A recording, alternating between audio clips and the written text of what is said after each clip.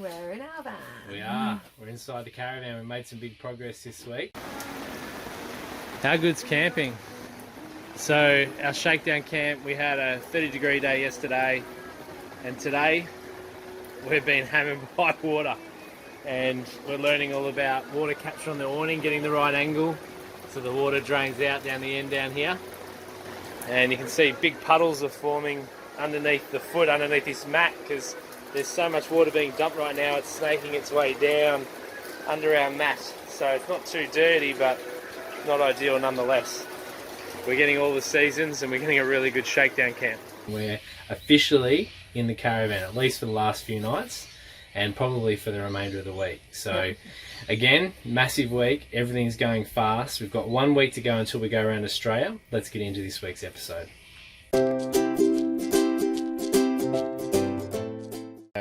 Steph's getting in the car for a driving lesson. Start with reversing, because that's probably more ask you to do now is we're going to reverse back, and probably back near where that cage is, roughly, okay? I would like you to have your car and trailer within that much of the curb. Okay, so you're going to start back, and it sounds easy, and then you're going to get your car back to the, and try and keep it as straight as possible. Okay. Alright, Steph is going for reversing. She's aiming for this cage in a straight line, one of the hardest reverses for any driver. She's doing a pretty good job.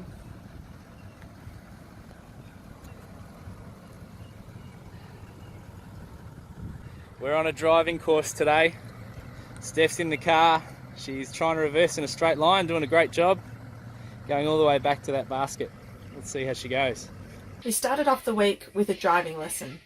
I've never towed anything before, let alone a 23-foot van, so I wanted to make sure that I was confident behind the wheel should the need arise for me to drive, or should we decide to share the driving. If we do some big distances as we go around Australia, or it's predominantly to this point I've always driven, but if I do get hurt, or if there's a big distance and we need to break it up and we have to go somewhere, it's good that Steph could have the confidence to drive what is going to be a big rig essentially and tow. That's an important safety element, and for me to be confident doing that and having tried in a relaxed environment, not under pressure, was really important. See the trailer more. Keep turning. Okay, hold it there now. Hold the wheel. Just keep rolling back. What's happening to your trailer? I'm seeing less of it. Come back out. Come back. Now where can you sit? Keep it there. Yep. It's about the same now. Yeah. Okay. Just come back. It'll go in some direction shortly. Now. Look over here. Can you see it more here? More over here. Steer the wheel into that mirror for me. And what's the trailer doing? So I can see less of it So now. in other words, it's straightening up. Yep. This is the trick. Where you see your trailer more, if you turn into that direction, it'll straighten up. So we contacted someone from Driving Australia and had an absolutely amazing afternoon with him. He was brilliant in going through all of the ins and outs of towing and taking us through in a really relaxed and casual environment. He turned how up in to tow your car. He turned up in a small little BMW on our front lawn, so came out to us, which was great, and didn't have a tow ball on it, which is probably a good thing given it was a small BMW. I made the gag of, was that your tow vehicle? And he dead batted that pretty straight away, so I worked out where the jokes lied. But beyond that point, he was really fantastic, and he was so good, in fact, that once you got into your lessons, Steph just took over and basically nailed everything she tried. Instructor's out of the car, it's just Steph now.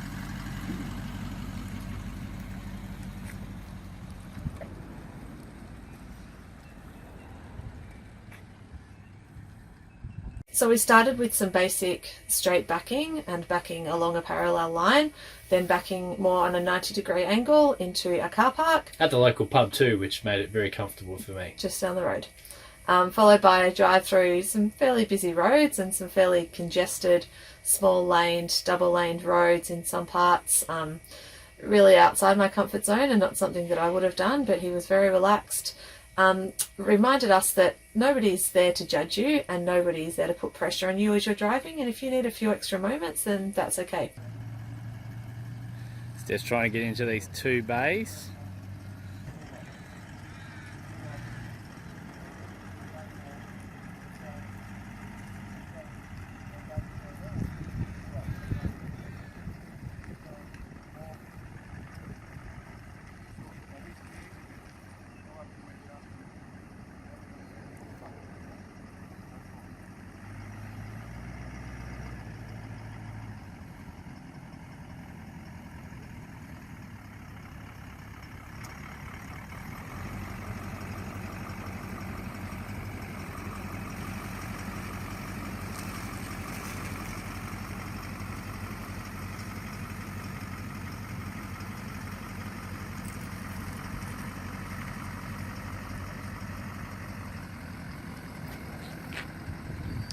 Awesome.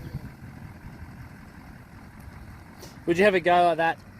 Would you have a two go like that normally to get into a spot? Say if it's a bit tighter, you just get it in however you can, straighten it up, get it perfect. You can't actually get it in because of the angles. We're not going to get it in straight off. No. So.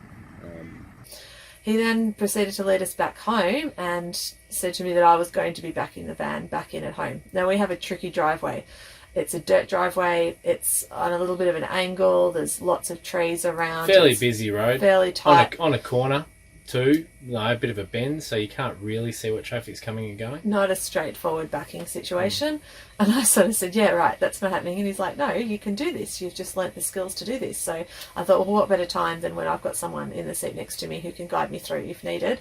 So we proceeded to back the van, and I think almost first shot, got it up there perfectly. She hasn't stopped talking about it since. I have the bragging rights. I've done it before him. I haven't backed our caravan and rig in the driveway yet. I will tomorrow when we take this van home. And where we are this week is we've gone and set up our camp, our shakedown camp. And it is just 5 minutes, 10 minutes from home, which made it really good. And we're away. We're out of the driveway for our first night away. Not too far away, but our first set up away from home. First drive with the van, boys. Yep, pretty good. So it gave me a flush. So we came down here, set it all up, but we're here for 3 nights, and then we're heading back to home, and then we're going to stay a few nights in the driveway. Yeah, basically pack up our house this week. Getting the jockey wheel on. So we're just parked. Just getting that jockey wheel right. So we got real this week with the boys and their schooling. We had an email and a call from the Distance Education Centre, and the boys' teachers were keen for us to go in and meet them. We've just arrived at the Distance Ed Centre in Victoria. We have chosen the wettest day of the week to come here. There's been flash flooding the whole way, and it's taken us a really long time to drive here. But we're here right on time, and we're going in to meet the boys' teachers. A lot of people don't really know about the options for distance education and things like that because it varies by state, right? It does vary by state. So in Victoria, we have the option of the Distance Education Centre if we're travelling.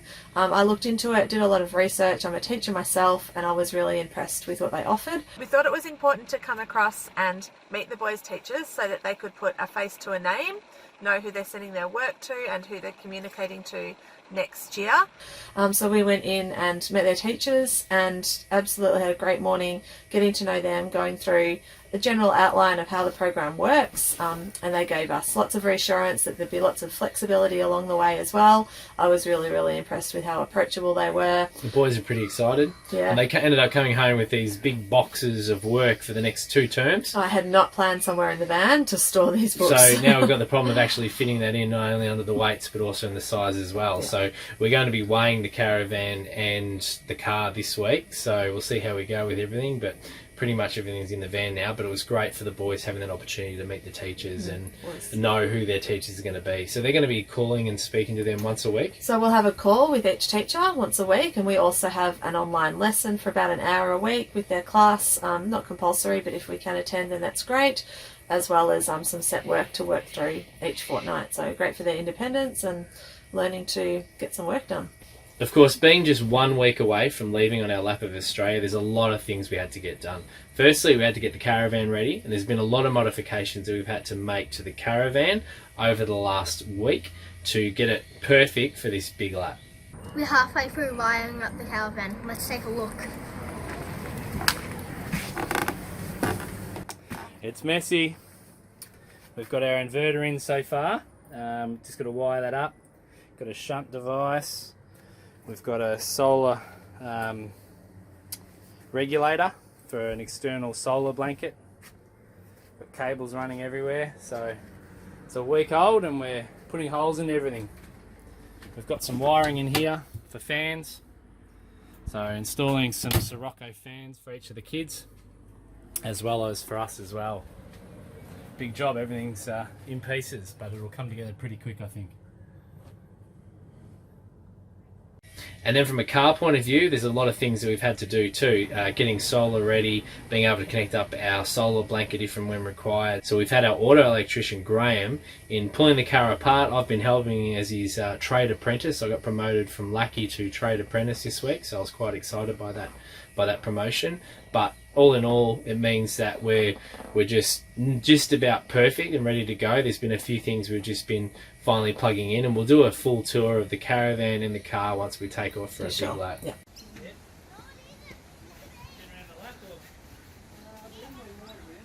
Parked right by the playground. How handy is that? Getting the flooring done, and now we're putting on the side awning.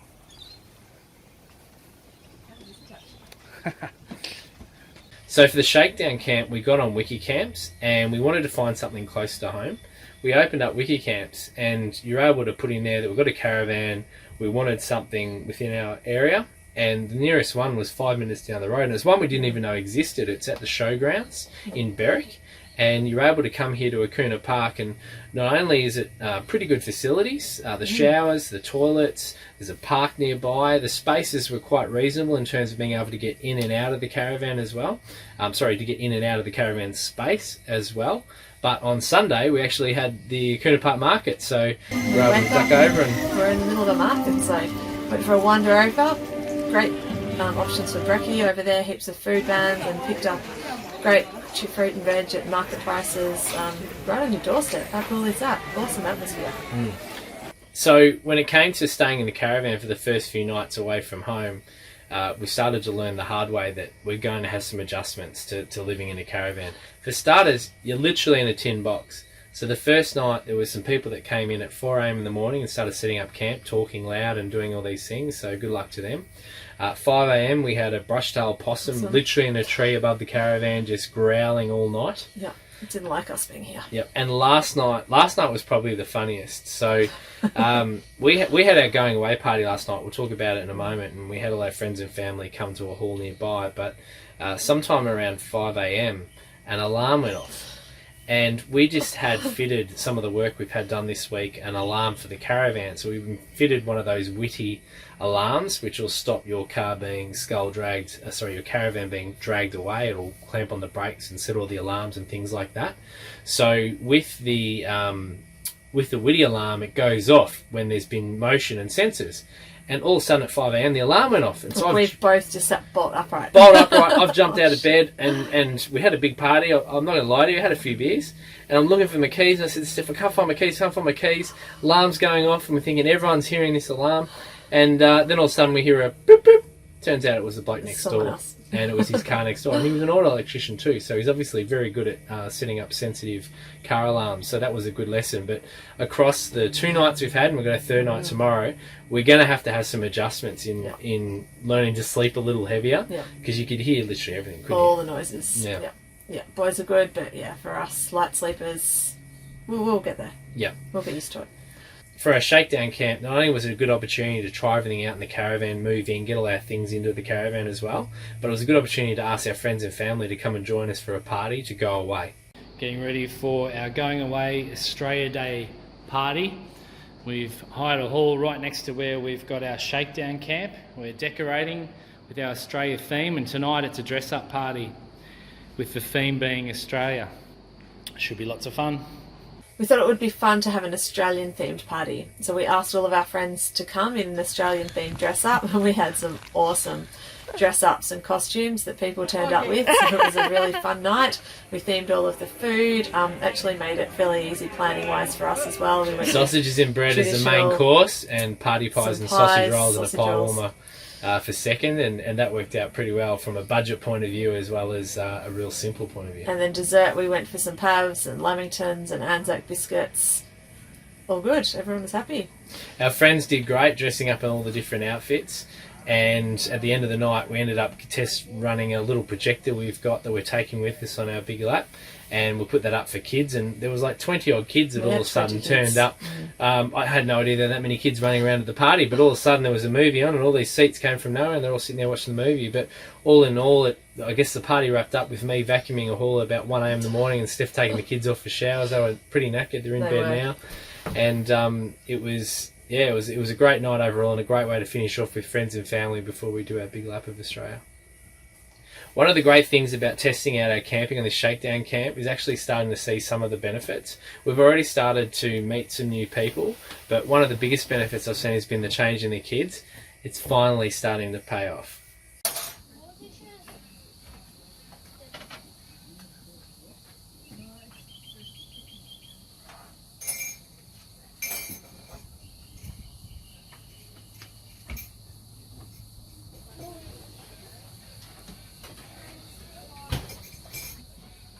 Thumbs up for the outdoor kitchen. So 1 week to go. Next week we're heading off for our big lap. This is what we've been waiting for. We're starting off with some family Christmases, so heading over a couple of suburbs to Justin's family, and then over to Ballarat for my family. Then we're going to keep going west. So we've got a bit of a plan to basically head west from around Boxing Day, and we're just going to head off and keep going around Australia doing our laps. So hopefully we might see some of you out there. We've already met a travelling family here in Where the Wind Takes Us, and we've had a couple of days with them. We're going to have a few drinks with them tonight as well, and I'm sure there's going to be plenty of other people we're going to meet on our trip as well, because there seems to be a really good community out there of young families. And got a taste for it now. Yeah, it's quite easy to meet other people and start to share your stories.